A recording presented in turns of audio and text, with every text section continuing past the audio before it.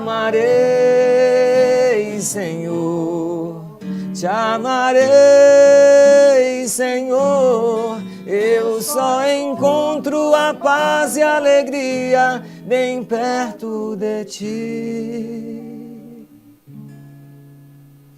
Esta canção, ela parece que nos remete a toda a experiência que a gente fez vocacionalmente desde o início, né, Padre Sefrim? Para você que está chegando agora, nós estamos, pela Vim TV, tendo uma conversa vocacional com o Padre Luiz Arnaldo Sefrim, conhecido carinhosamente por todos em nossa Arquidiocese de Montes Claros, por Padre Sefrim.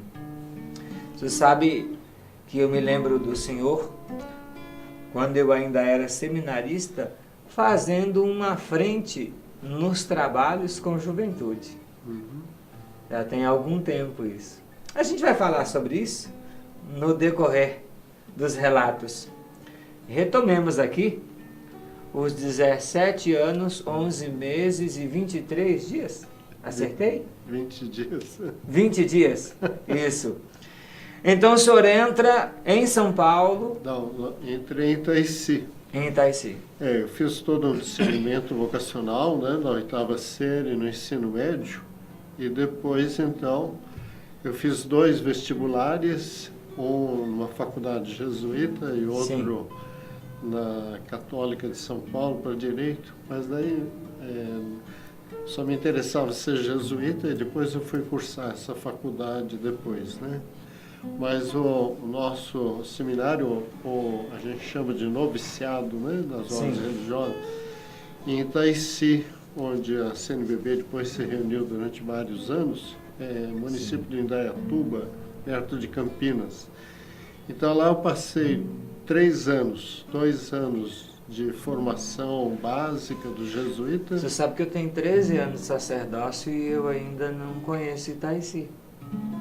É uma casa muito bonita. Sabia, gente? Uma casa de retiro que os jesuítas têm no Brasil. Olha só, não conheço. Ouço muito falar de lá exatamente por causa das Assembleias dos Bispos, que ultimamente tem sido em Aparecida, né? Exato. Mas sim, conte mais para nós. Então, aí eu fiquei 3 anos em Itaici, 2 anos de noviciado, formação religiosa do jesuíta, básica, fundamental, né? Na espiritualidade, vida comunitária, começar a fazer trabalhos apostólicos, etc. E aí depois 1 ano de humanidades, que a gente então estudou humanidades, latim, grego, literatura, né? Maneira de redigir, se expressar por escrito, falar, né? Começar a treinar homilias e tudo. Aí, bom, no final do noviciado fiz meus votos religiosos, né, de pobreza, castidade e obediência. Foi ali então que o senhor se tornou religioso esta é a experiência inicial desses 60 anos que o senhor está celebrando. Exatamente, começa a contar desde o noviciado. Dia 21 de março de 1958. Então, nós estávamos no centenário do ano de Lourdes. Minhas datas são marianas, sabe, Padre Jairo? Então, Maria está muito presente na minha vida. Que o manto da mãe possa cobrir o senhor. O senhor viu aí que o nosso espaço, a nossa casa, traz a mãe, Maria, mãe da igreja, né, padroeira da nossa arquidiocese. É o título que eu mais gosto, Nossa Senhora. A gente fez essa escolha exatamente por ser ela a mãe da igreja em Montes Claros e de todo o mundo, né? Mas então, ordenação diaconal, quando foi? Porque depois eu tive a formação nossa, né? Filosofia, depois trabalho em colégio, depois teologia. A minha ordenação diaconal foi ali onde eu tive um acompanhamento vocacional, um centro de juventude vocacional. Hoje, em homenagem a Anchieta, Anchetano em São Paulo. Então, em 24 de abril de 1971, Era Dia Mundial das Missões, Dia Sim. Mundial das Missões. Então, aí Dom Lucas Neves, que era bispo auxiliar de São Paulo, que me ordenou diácono, né? E depois, Nessa data. Então, era Dia Mundial das Missões. E depois Presbiterato? o presbiterato, naquele tempo não tinha de esperar 6 meses, assim que Sei. estavam ainda no tempo de transição. No dia 11 de dezembro de 1971, um mês e meio depois da minha ordenação diaconal, eu tinha pedido ao Dom Clemente Snar, um beneditino que ajudou muito essa igreja do Brasil, aí para frente na liturgia, daí com a aprovação do meu provincial e do arcebispo de São Paulo, Dom Paulo Evaristo Arnes, eu convidei Dom Clemente Snar, e ele foi a São Paulo para me ordenar padre. E assim, no dia 8 de dezembro, que é uma data mariana, mas ele não pôde, foi 11 de dezembro, porque naquele ano era sábado, então a data continuou mariana. Continuou. 11 de dezembro de 1971, né? Então, depois, em 75, no dia 15 de agosto, eu fiz os meus últimos votos como jesuíta. Perpétuos, né? Os chamados votos perpétuos? Para nós já são perpétuos, mas era ali uma integração definitiva na Companhia de Jesus, né? Antes era assim, condicionado aos estudos, à formação, à perseverança, né? Mas depois aí foi integração definitiva. Então, com mais 2 companheiros jesuítas, né? Padre Araújo, o Padre José Marcos. Então, foi muito Inclusive, bom. quero aproveitar a oportunidade aqui, Padre, para mandar o nosso abraço, né? O abraço do programa Fé e Vida para os jesuítas, né? Que tem uma história de contribuição à nossa igreja de Montes Claros, né?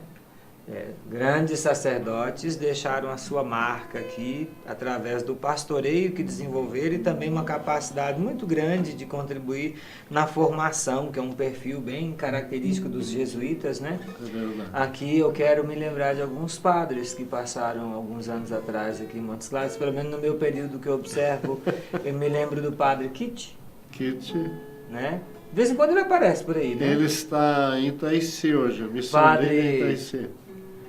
Aquele padre mais jovem agora, que estava em Belo Horizonte, Itamar, não, é um outro que deu aula no seminário. César.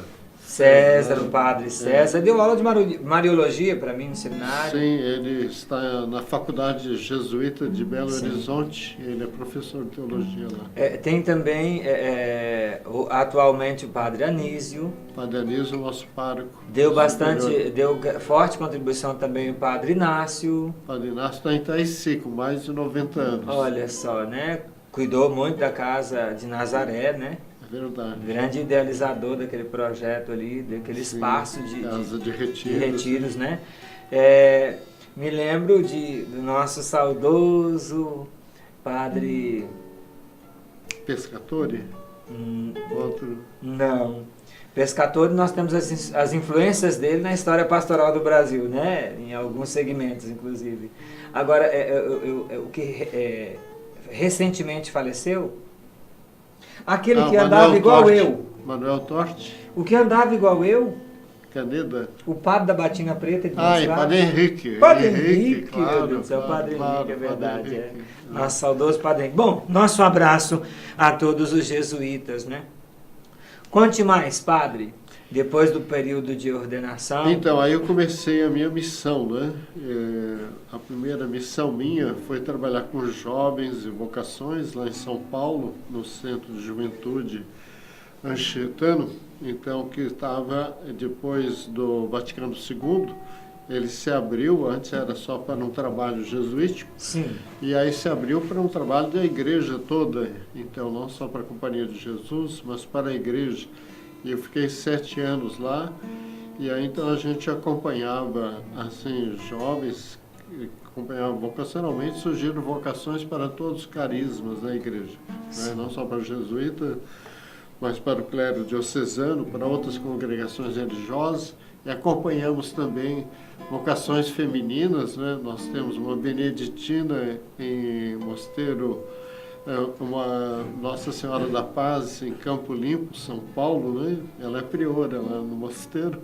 Sim. E temos uma outra que também ela, a irmã Miriam, que também está lá uma artista lá no Mosteiro Nossa Senhora da Paz, lá em Campo Limpo. Então, depois eu trabalhei também, assim, Ainda em São Paulo? Isso foi em São Paulo. Ok, então nós vamos fazer o seguinte, para a gente dar continuidade, a gente volta no próximo bloco, pontuando aí e fazendo essa sequência. Esta é a história vocacional do padre Luiz Arnaldo Sefrim, nosso padre Sefrim, querido padre Sefrim, aqui na Arquidiocese de Montes Claros. Nós vamos para um breve intervalo. E vamos retornar aqui para a nossa oração final também. Então, não saia daí.